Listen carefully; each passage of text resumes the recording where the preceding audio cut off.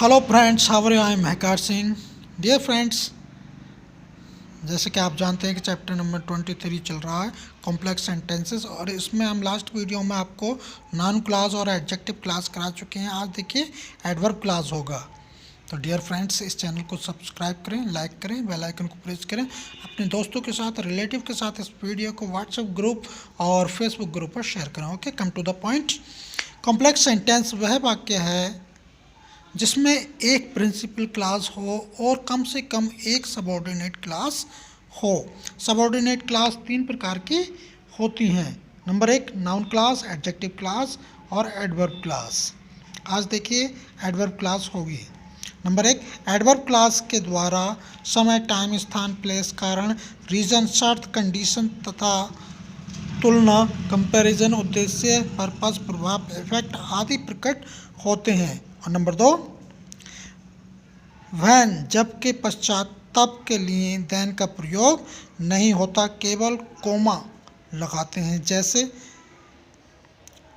जब पिताजी यहाँ आए थे तब मैं एक उपन्यास पढ़ रहा था। When my father came here, I was reading a novel.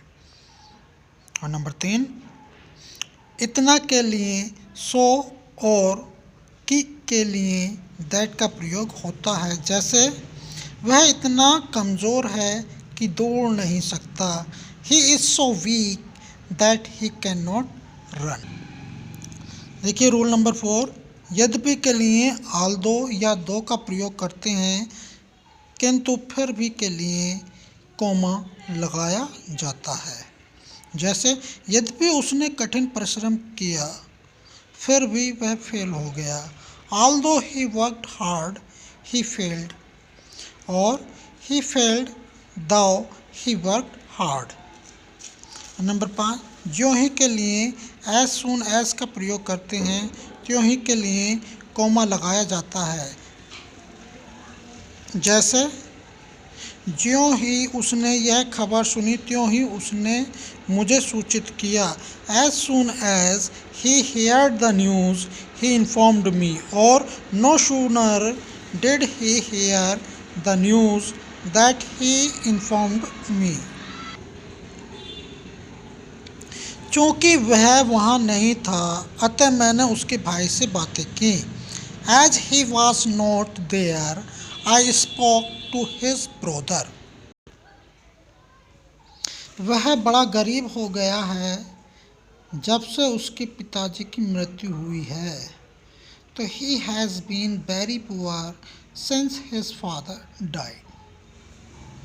जैसे ही घड़ी ने 4 बजाए अनिल ने कमरे में प्रवेश किया। Just as the clock struck 4 Anil entered the room. यदि तुम जाना चाहते हो तो जा सकते हो। If you want to go you can go. Number 6 है क्योंकि के लिए बिकॉज या एज का प्रयोग होता है। नंबर 7, शर्त, कंडीशन प्रकट करने वाले वाक्य के दोनों खंड यदि फ्यूचर टेंस में है तो एडवर्ब क्लास की अंग्रेजी प्रेजेंट इंडेफिनिट टेंस में तथा प्रिंसिपल क्लास की अंग्रेजी फ्यूचर इंडेफिनिट टेंस में बनेगी। जैसे यदि तुम कठिन परिश्रम नहीं करोगे तो फेल हो जाओगे। If you don't work hard you will fail. Number 8, unless तथा अनटिल स्वयं निगेटिव हैं, अतः इनसे बने उपवाक्य में शैल, विल, नॉट का प्रयोग नहीं होता है। जब तक तुम ईमानदार नहीं होगे तुम सफल नहीं हो सकते। Unless you are honest you can not succeed. इस स्थान से चले मत जाना जब तक मैं वापस न आ जाऊं। Do not go from this place until I come back. यदि तुम पढ़ते तो पास हो जाते। If you had read you would have passed. Number देखिए रूल्स नंबर 9, लेस्ट का अर्थ है कहीं ऐसा न हो कि लेस्ट के साथ शुड का प्रयोग किया जाता है। जैसे एग्जाम्पल देखेंगे, जल्दी करो कि कहीं ऐसा न हो कि तुम्हारी गाड़ी छूट जाए। Make haste lest you should miss the train.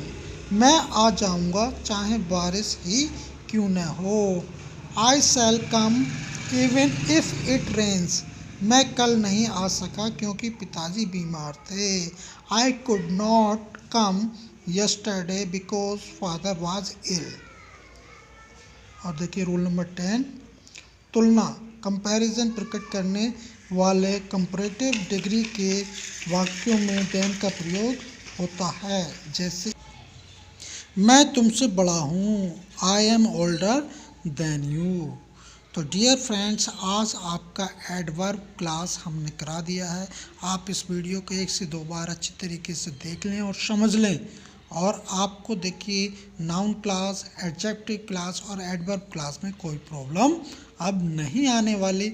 इसलिए आप इन वीडियो के इन रूल्स को अपनी नोटबुक में नोट कर लें और अच्छी तरीके से अपने पास जो भी आपके पास इंग्लिश ग्रामर की बुक्स हैं उसमें जो भी एक्सरसाइज दी हुई हैं उन पर इन्हें यूज़ करें। Okay, good bye.